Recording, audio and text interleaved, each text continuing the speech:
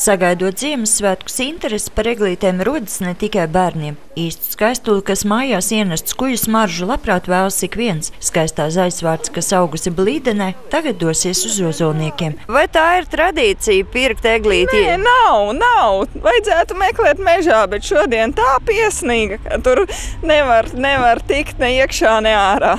Blīdenes stādaudzētājs darbinieks stāsta, ka kopš vakardienas esot jūtams, ka tuvojas svētki. Tomēr salīdzinot ar iepriekšējiem gadiem, pircēji ir krietni vien mazāk un arī cenas šogad sarukušas. Principā jā, ļoti mainījušies. Varat paskatīties, tur mums ir podotās eglītes, mēs paši audzējam, gan sudraba eglītes, balzām balteglis. Cilvēki pērk podziņos eglītes ar tādu domu, ka viņi varēs pēc tam izstādīt vai nu savā dārzā, vai dāvinās radiem, kas dzīvo laukos, vai aiznesīs vienkārši uz mežu un izstādīs. Mainījušies nevien pircēju paradumi, bet arī pašas eglītes, kur izskatu ietekmējuši laika apstākļi. Kuplu apakšējo zaru un kailās galotnes dēļ tās iesauktas par balerīnām.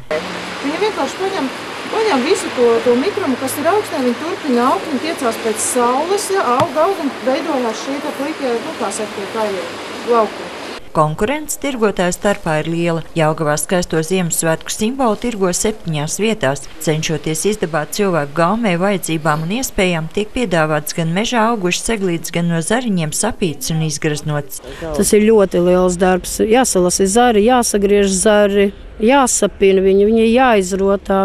Man, piemēram, vesela stunda tikai, lai uzspītu tādu lielu eglīti paietu. Tomēr, ja eglītes jau iegādāts vai tām vienkārši nepietiek naudas, par pārdesmit centīmiem var nopirkt no auvas lietas laimītes, sirsniņas, šampaniešu vai pakau formās, kurās ielikts arī novēlējums. Kas būs rakstīts Ievas meitas izvēlētajās laimītēs, pagaidām nav zināms, bet Ieva visiem novēl.